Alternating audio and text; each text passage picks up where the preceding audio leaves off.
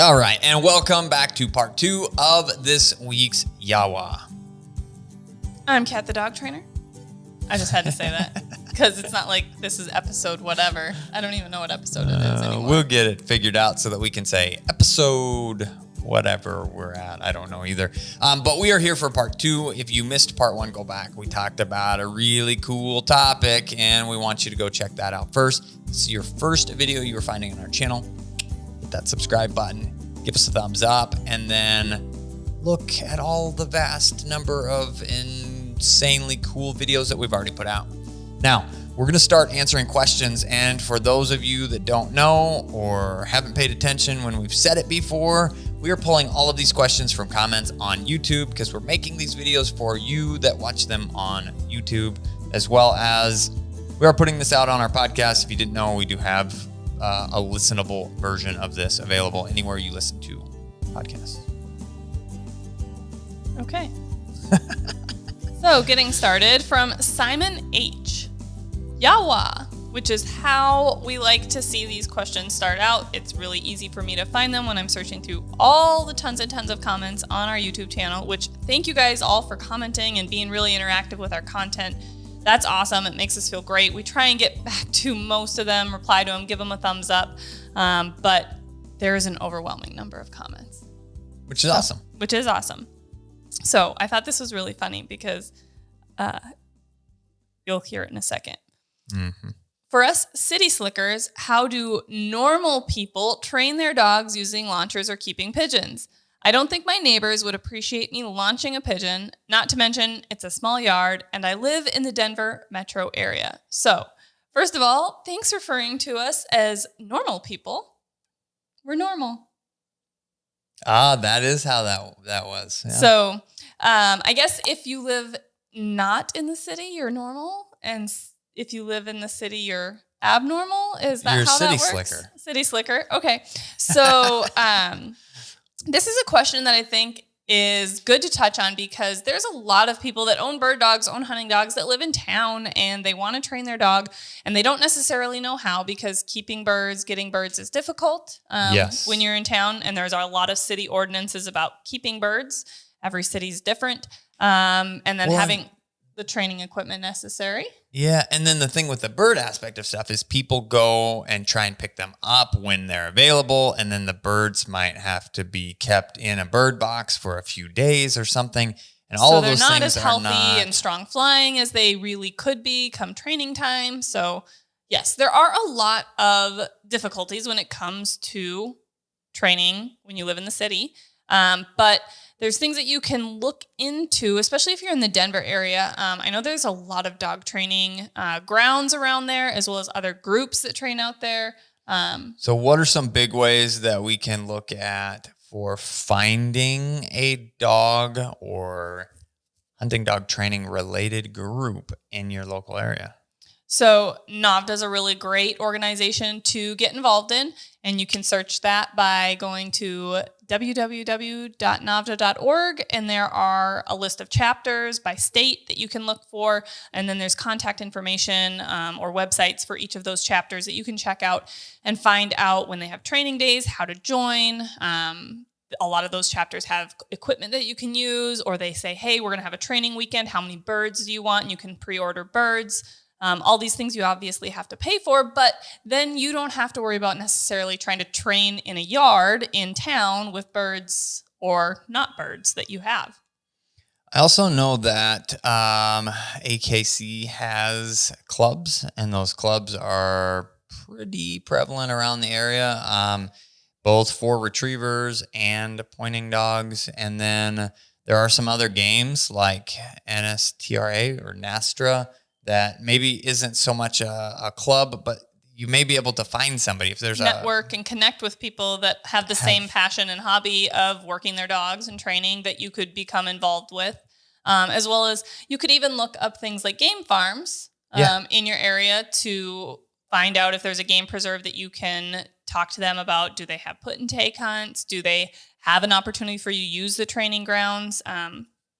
And go out there and work with your dog, set launchers, that sort of thing. Because setting a launcher in a manicured, mowed backyard isn't going to be truly training the dog to do anything that we want them to do by using their nose and scent pointing those birds. So I understand training in a small yard like that for bird hunting. You need to have land, you need to have grass, you need to have access to that.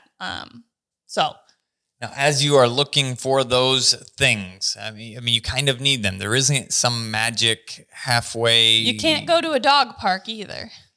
No. Things like that aren't probably going to work for you. No. But there are other things that you can be doing in the yard, around the house, or even going to that dog park or whatever that are going to be beneficial on your road because, I mean, let's face it, there's a lot of obedience and there's a lot of handle involved with hunting a bird dog. And if you don't have those basics down, you really aren't ready to move into those next steps that you're specifically asking about.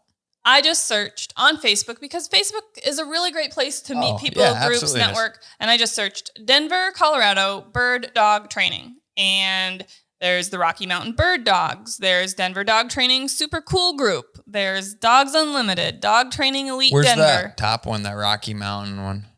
Bennett, Colorado. That's not very far outside of Denver, I don't think. Yeah. Just to the east. There's a Dogs Unlimited Bird Dog Training, Hudson, Colorado. Dog Training Elite in Denver. Dog Training Camp, Denver Dog Guru. So you could reach out Colorado and Wyoming dog training, depending on what you want to do for traveling to get to some of these training places. But you could reach out to some of these groups as well and find out, hey, I'm trying to train my bird dog and I live in town. What are my options? So Absolutely. Connect to some people that might be in the same boat as you. And when you get through with that, we do have a online dog training community set up where you can kind of reach out if you find these places and you need additional help. So, yeah. Good question. And I think a lot of people actually have that. And I would say no matter where you're at, it doesn't have to be Denver. You can type in where you're at and dog training groups on Facebook. And that might be a great way to connect, as well as, like I mentioned, NAVDA's website, AKC's website are going to connect you with some of those other chapters and clubs that have training communities. So, all right. What do we have next here? Next question is from Tyler Cook. Tyler Cook? YAWA question. I went to elementary school with a guy named Tyler Cook. Could it be the same person? I don't know. I don't know either. Put it in the comments below if you know this guy from high school. So, question. Any tips on helping pups not get car sick? We have a 4-month-old GSP, and she seems very prone to getting car sick. She tends to vomit or even short car rides. We live in an urban area, so areas where I can give her decent field time are an hour or two away. Would love to avoid the vomit. Will she grow out of it? So that's a really good question. And there are probably more dogs out there that get car sick than we realize. And I think part of that is from a, I hate to say it, lack of continued socialization in the sense of car rides continuing after you go to the vet through those, 4-month shots. Then you might not go on a car ride. You might hang out at the house until your boosters are due in a year. Yeah, a while. For the most part. And that allows the dog to get basically comfortable being at home, not comfortable riding in a car. So that's one thing, is just continuing the socialization of, hey, let's just ride in the car around the block. Let's ride to Petco. Let's ride to the farm supply store and get your dog out and moving and comfortable riding in the car. Another thing, a tip or trick that you can think of is not feeding them prior to knowing that you need to go on a car ride, because having that massive amount of food in their tummy, they get a little nauseous, then they've got something to puke up. Another thing that it seems like... See, with that specifically, though, I noticed that when we went fishing, from a motion-sensitive aspect of things, the first morning ate nothing before we got on the boat. And then the second morning I went, I felt great, and had a cup of coffee and ate a little bit before we went out to go fishing. And I felt a little bit queasier. So I think that empty stomach even helped me more the first day, because the seas were rougher the first day than they were the second day. Yes, they were.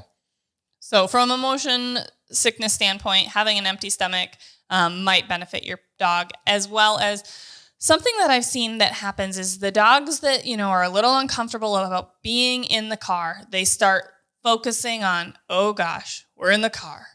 I'm uncomfortable. I can't think about anything else other than being in the car. And then they start drooling and they don't swallow. And then they have this excessive amount of drool. And I don't know about you, but anytime I've gotten really sick, I get like my mouth floods with saliva and I'm like, uh-oh, get me to the toilet. So I'm gonna puke. So that's like my warning signal. So when I see a dog starting to drool, I'm like, uh-oh.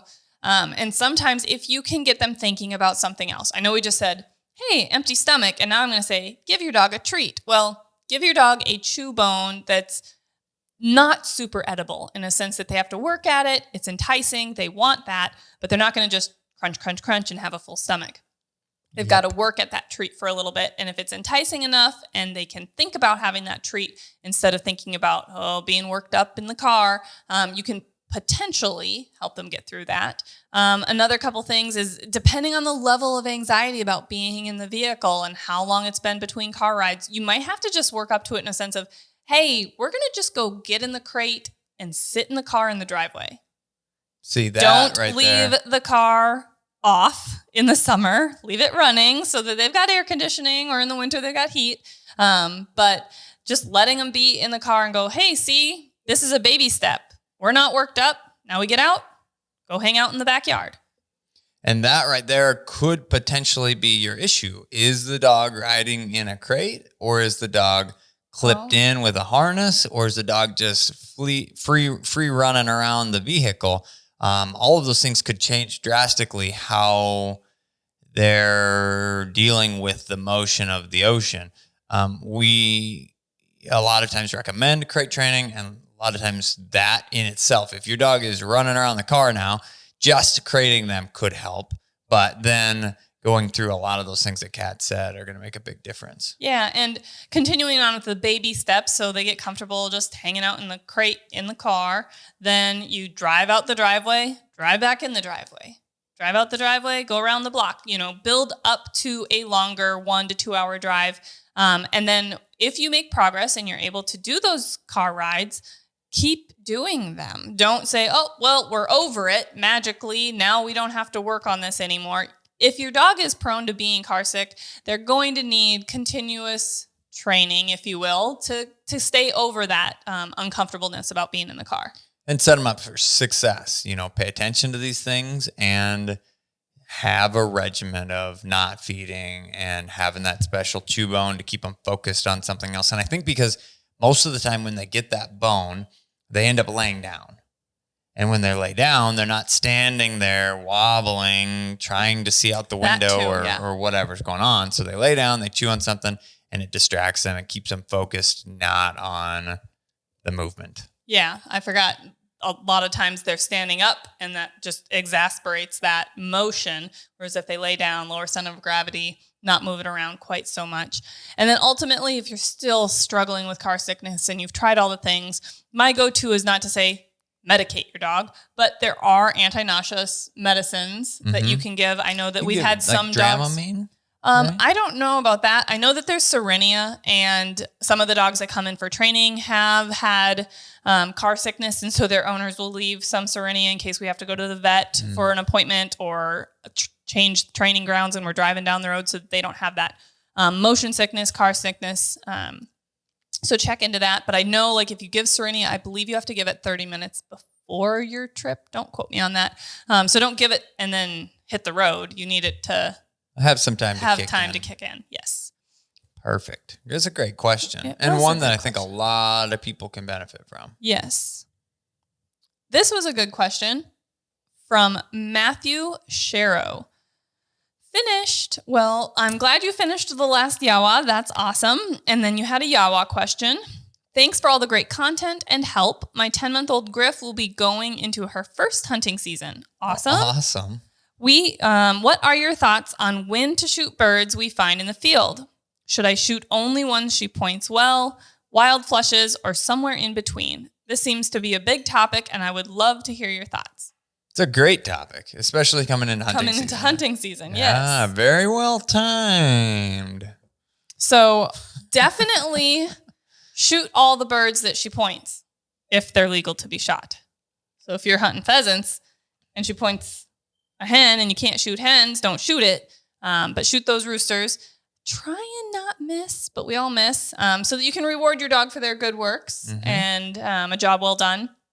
But hey, we all miss. So if you miss, don't be too hard on yourself. The other side of it is from a wild flush standpoint.